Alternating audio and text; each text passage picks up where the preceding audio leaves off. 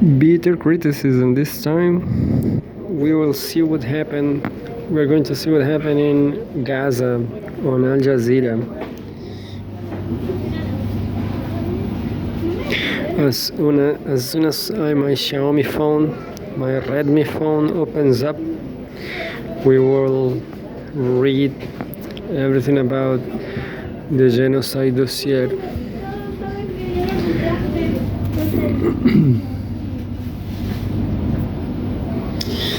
This is not a bad phone, Xiaomi, but I face problems charging it. I'm facing problems with the battery. The battery is kind of too soft, too sensitive or something. Here we go, Al Jazeera.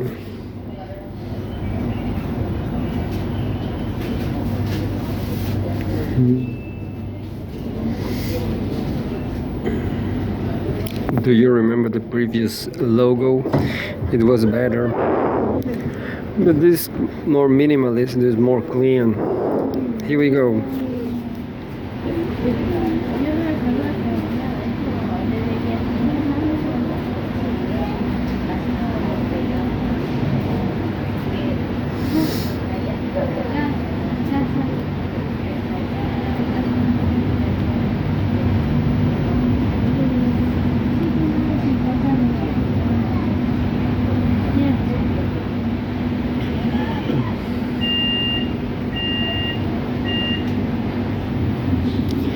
Al Jazeera live updates about Gaza, the genocide in Gaza.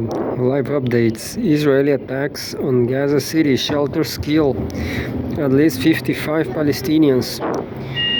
Child dies of malnutrition and dozens are killed across Gaza as Israel intensifies attacks on Gaza City.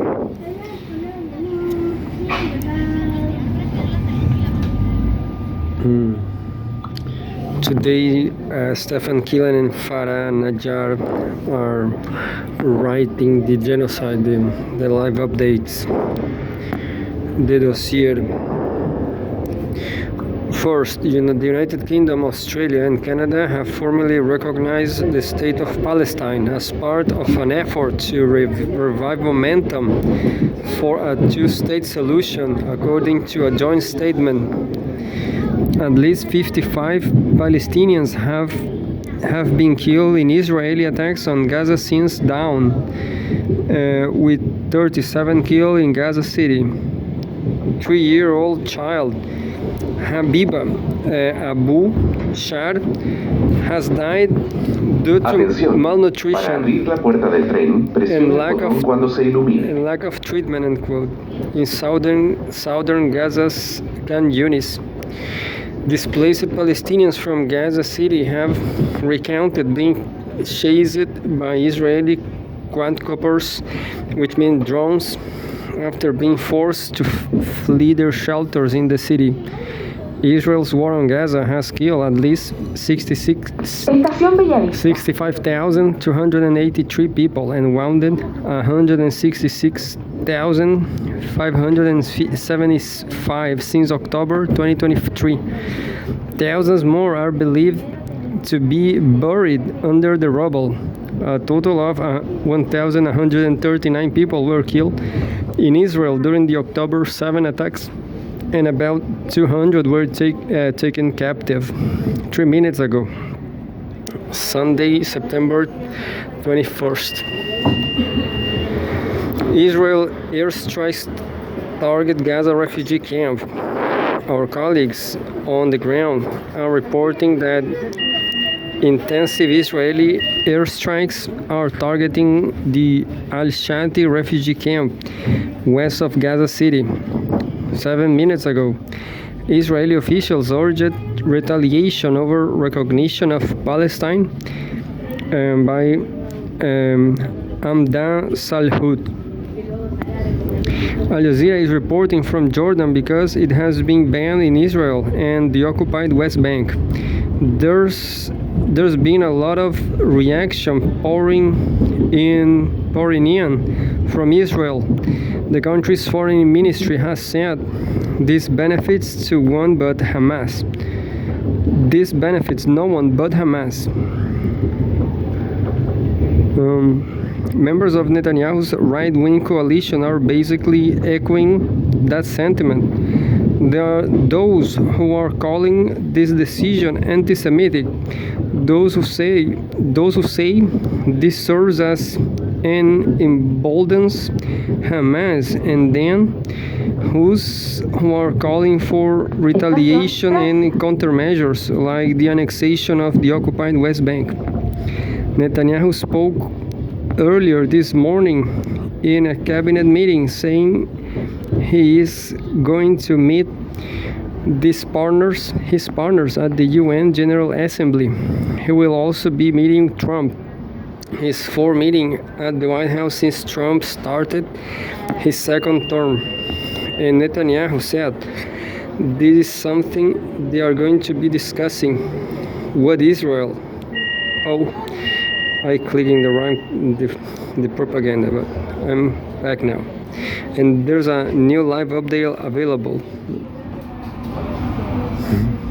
And Netanyahu said this is something they are going to be discussing. Oh, they are showing me I lost. Just 1 second. What Netanyahu said. And Netanyahu said this is something they are going to be discussing. What Israel is going to do in response to Palestinian recognition moves. There are many things being floated in Israel media. Potential annexation, of course, more expansion of illegal settlements, and perhaps closing the consulates of countries that took this measure. And let's see the new live update. A few seconds ago, watch. The only condition for peace is for Israel to stop the war in Gaza. It's time coalition. Quote unquote, It's Time Coalition has released a campaign calling for an immediate ceasefire and the building of security and dignity for both people. And where I left this. Estación Marón. Is everything like get messed up. The UK, they read this, I guess. The only proper response to this foolish statement. I don't remember have reading this 1 hour ago. Today's strange, yeah.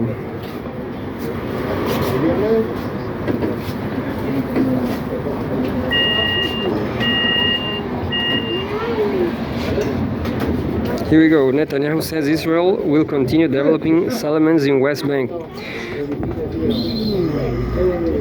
No, I just read that. A half an hour ago, 30 minutes ago, Sunday, September 21. Lebanon's president condemns Israeli strike in southern city of Bin Jbeil.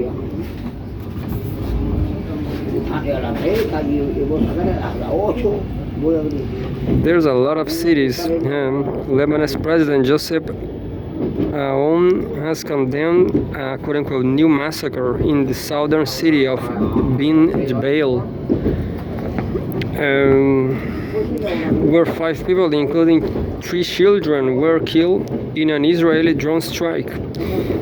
Speaking from New York, where world leaders are gathering for the UN General Assembly, Aoun accused Israel of, quote, persisting in its violations of international resolutions, above all, the ceasefire agreement of November 27, 2024. Quote unquote, there can be no peace over the blood of our children, end quote, he said. And 40 minutes ago, if you are just joining us, something like that. Let's bring you up to speed let's bring you up to speed with the latest developments. The UK, Canada, and Australia have officially recognized a Palestinian state, putting further pressure on Israel and boosting momentum for a two-state solution. I guess the two-state solution is not going to work because Israel is going to invade Palestine anyway. I guess the only solution is go away from Israel. That's the real solution. Move away on a diaspora. Yeah, just go away to Brazil or Colombia. The Palestinian Foreign Ministry had applauded the Western states' quote-unquote courageous decision and call on more countries, namely the US, to follow in suit. Israel has responded harshly to what it's called a one-sided declaration, end quote, of statehood. Right-wing Israeli ministers call for retaliation, including annexing the occupied West Bank.